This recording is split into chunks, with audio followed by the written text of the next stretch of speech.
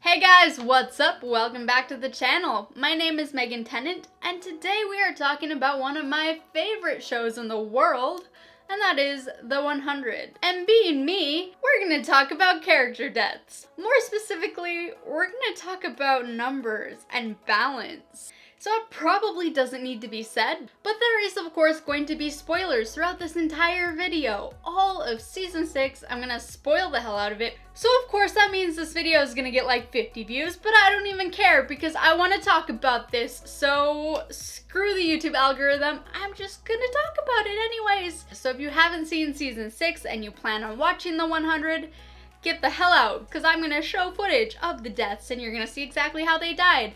And I'm just now realizing that this video is probably not going to be monetizable, because I'm just going to just be a whole video of me showing you people dying. Why am I like this? Alright, so everyone left is cool with what's about to go down, right? We set? Great.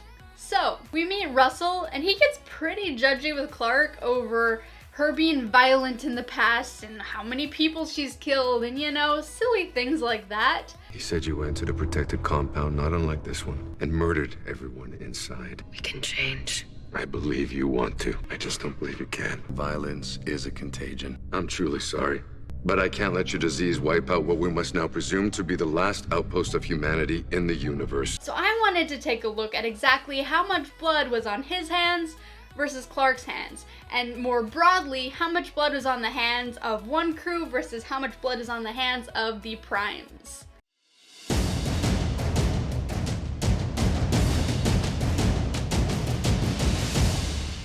So, before we can get into the fun stuff, there's a little question we have to address, and it's one that's really specific to this season, and that is what counts as a murder. So first, a little context refresher for those of you who watched the episodes as they were coming out rather than waiting to binge them on Netflix, because, you know, you have patience. Season 6 of The 100 really cleverly builds on past world building by bringing back the tech of the flame, but introducing it with a new purpose. Mem drives. The ALETHEIA colonists were turned into Nightbloods with Becca's tech, and they were installed with the mem drives and sent down to the planet. Because, you know, you're putting these humans on this random alien planet, and odds are that first ship is probably gonna die. So these mem drives were to basically store that data so that if they died, they would still have that information and still know a little bit about the planet. But obviously with the whole apocalypse going down on Earth, those plans kind of got thrown up into the air.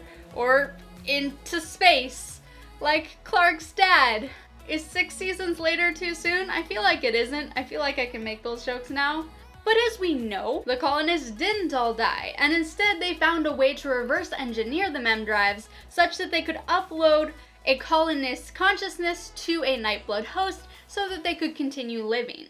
So they renamed the tech mind drives, and they began resurrecting the whole original team of the ALETHEIA colonists. But there's one little catch to this beautiful plan for immortality. They have to erase the person that's already in that mind. Super scientific. I'm sure that's exactly how it works. Alright, so there's our base context.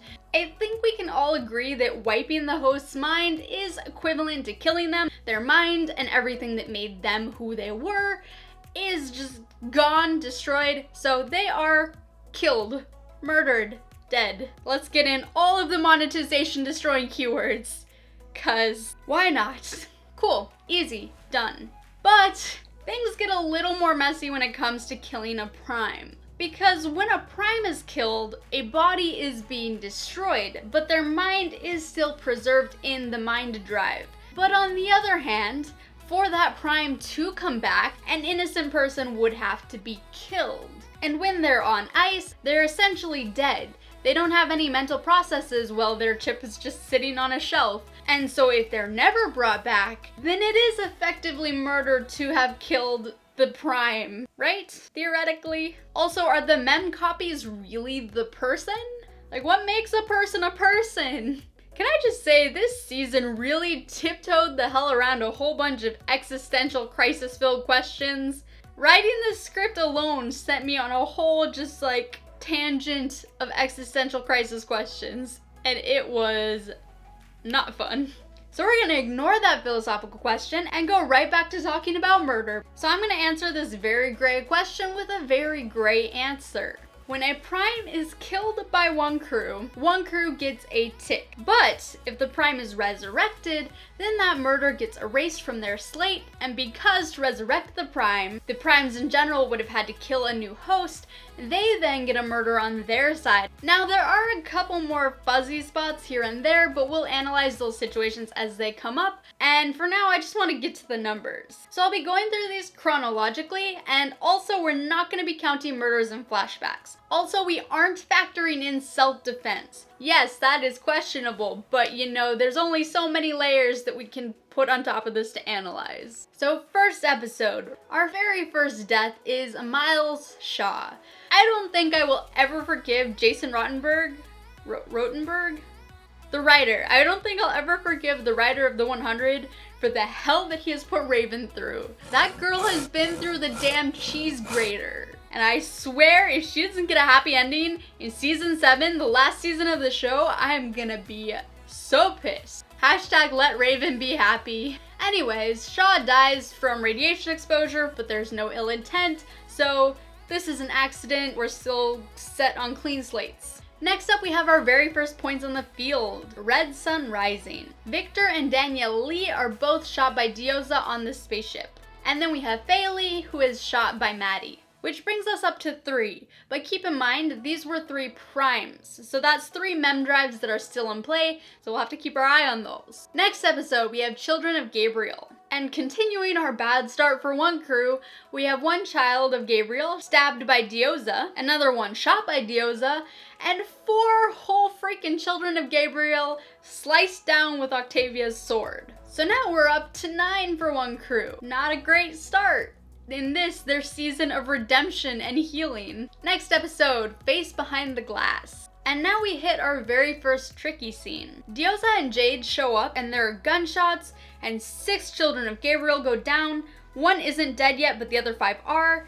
Now, technically the shots could have come from either woman, but going frame by frame shows us light bursts from only Dioza's gun, and it isn't far-fetched to assume that Dioza has more weapons experience. So based on this and the lack of overlapping shot sound effects, I'm gonna go ahead and make the call that all 5 were killed by Dioza. And then the lone survivor has their neck broken by Octavia.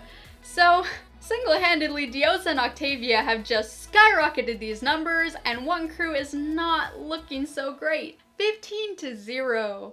Now, Rose was also killed, but she was killed by a rogue child of Gabriel, so she doesn't count. But now, in this same episode, we do finally come to our very first victim, with the blood being on the hands of the primes. And that is Delilah, whose mind is wiped. So that brings us to 15 for one crew, and a whole 1 for the primes. Next episode, we have the Gospel of Josephine.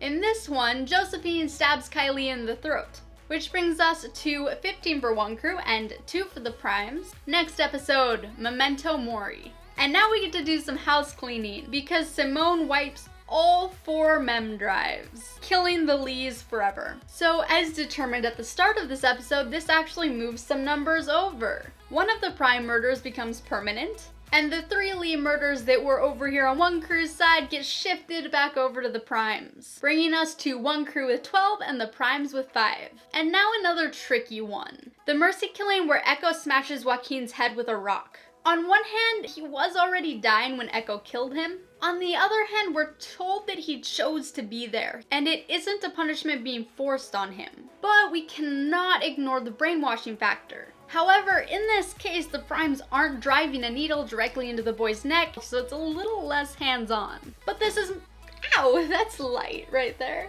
that I just smacked. But this is my video, so I get to make the calls, and I'm saying that this counts as blood on the prime's hands. Having what is essentially immortality being viewed as gods and deities and leaders, they're the ones responsible for this punishment system, self-driven or not. They laid down the groundwork for this cultural practice knowing it would lead to deaths, bringing us to 12 for one crew and 6 for the primes. Next up, we have Old Man and the Anomaly. So Mandy goes on a little bit of a tantrum. Psh, teens. And she kills Miranda Mason, the V1 VI. Are those I's? I never use Roman numerals anymore. I don't know what any of these mean. And she kills Miranda the 8th and Miranda's lover. Now Miranda does have a chip, so now that's in play. And now we have Gavin, the busty man who is wiped to create Cain the Second. And now we hit another bit of a fuzzy situation. It's Simone who injects the man. And it's the brainwashing of the primes that led the man to give up his life willingly. But Abby's the reason it's happening, and it's clear from the context we're given that the other characters like Cain and Raven view Abby as being responsible for this man's death. Honestly, as a writer, I personally would have had Abby inject the serum into him, having the death be entirely on her hands to show how far she fell and how far she would go for Cain. It didn't add anything to have it be Simone, but that's the way it played out, so that's what we're working with. So given the scenario, and my power to do whatever the hell I want, I'm gonna give a point to both sides for this one. And Cain's death, or Cain the Second's death, is a suicide. So that death is on no one, that point goes to no one. Except maybe space. Is that one too soon? That one might be too soon. I keep calling it points like it's a good thing. I probably should have found a different term, but now we're stuck with it and we're going with it. Next episode, what you take with you. Now we have Clarke killing 2 children of Gabriel in self-defense, but again, we're not factoring in self-defense, so ouch, that is 2 more for one crew. And then in that same episode, 1 child of Gabriel is shot by Jade, who is doing that violence in the name of the primes. Get their guns. Distribute them to the guards. Do whatever it takes to bring my daughter home. So I'm counting that as a prime murder. So that brings us up to one crew with 17 and the primes with 8. Next episode, Matryoshka, whatever the hell that means. Now Simone the 6th does get stabbed and dies in this episode. However, she is stabbed by Ty, who is a radical who now sees through the brainwashing. So I'm not counting this as a point to either side. However, we do have a huge jump for one crew when Bellamy goes off and shoots 4 Sanctum guards. But then the primes get another point when Russell burns Ty at the stake. And then Clarke kills Josephine in the mind space, killing her permanently. Talk about a headache. So that brings us to one crew with 22 and the primes with 9. Still not looking so great for one crew in this, their season of healing and redemption. So next up we have Ashes to Ashes. And Echo stabs Riker, and Riker doesn't come back, so this does count as a permanent point to one crew. His mem drive is technically still out there, but we're only talking within the confines of season 6, so one crew 23, primes 9. Which brings us to adjustment protocol. So first off, we have 4 whole mind wipes performed by Russell, and that's Jade, Bryson, Sierra, and our not so beloved Abby. Fun fact, the only characters shown in the pilot who are still left now are Clarke, Murphy, Bellamy, Octavia, and Jackson. And then right at the end of the episode, Miranda Mason is resurrected, so that does take 1 point back away from one crew, bringing us to one crew with 22, and the primes with a whole 13. Now, Priya the 7th does get stabbed by the parents of her host. However, they were surrounded by the green smoke of the toxin, which was released by Russell who knew that this would cause death. So it isn't a jump to say that they were influenced by the toxin and committed the murder because of that. So taking that into account, I am actually going to put this death onto Russell and it becomes a point for the primes. And now the series finale, Blood of Sanctum. And here's where things truly get tricky because we have a lot of unnamed characters going down and not a good way to know how many. So first off, let's get the easy ones out of the way, the ones that we have confirmed. So Tori, the brainwashed lady, slits Layla's throat. And given Tori is under the influence of the neurotoxin, this counts as a murder committed by Russell. And then Tori later goes on to torch herself. So that point is also going to Russell and the primes. And now Clarke, as Clarke does, gets some nice big blotches of red on her hands. She goes and pulls the airlock, effectively killing permanently 2 Sanctum guards, Miranda Mason the 9th, Caleb Mason the 8th, Jasmine Mason the 7th, and Simone the 7th. That's a total of 6. Damn, Clarke, way to unsettle what was very quickly approaching balance, because now we're at one crew with 28, and the primes with 16. Next up, we have some unnamed Wonkru guards who die at the hands of Russell and his guards. And now we hit our first instance of 2 where we're stuck trying to figure out numbers. But I have the power to go frame by frame, so that helps a little bit. So I counted 4 people that were shot, went down, and didn't get back up. I'm counting all 4 of those as deaths because there's no evidence that they survived it. Now these people were told to fight by Maddie, but Maddie was controlled by Shade Haida, who is again a radical outside of the bubble of Wonkru, not counted. And so that leaves the final question of who killed more between the Primes and Wonkru up to a single source of data. And that is how many people died because of the red sun toxin. And now the issue is counting those deaths. And the only real way I have to go about this is to count the bodies that are shown in shot. Something not helped by the fact that they reused props in between shoots. Thank you, filming crew, because the blanket that's on one body is the same blanket that's on the other body. So then I have to compare the bodies next to that body to make sure it's not the same body.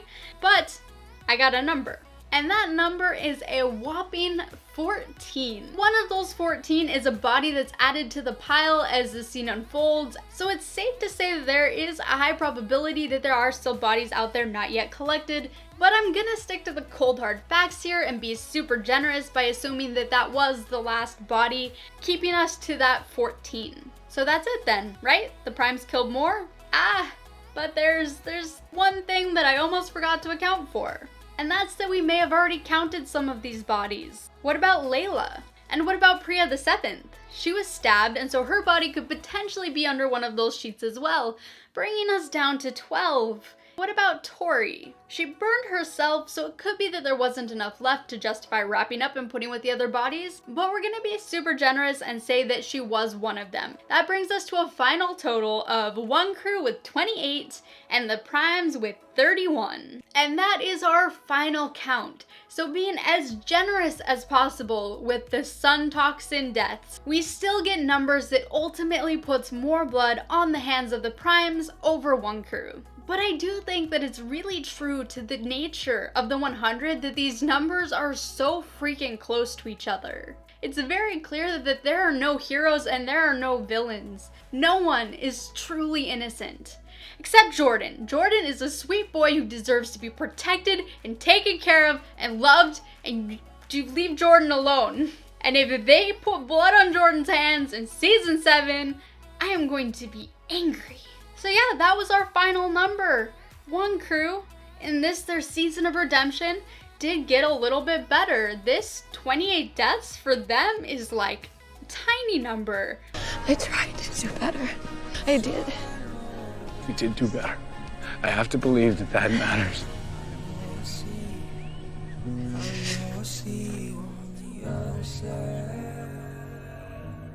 So drop a comment down below. Did this outcome surprise you, or is it what you expected?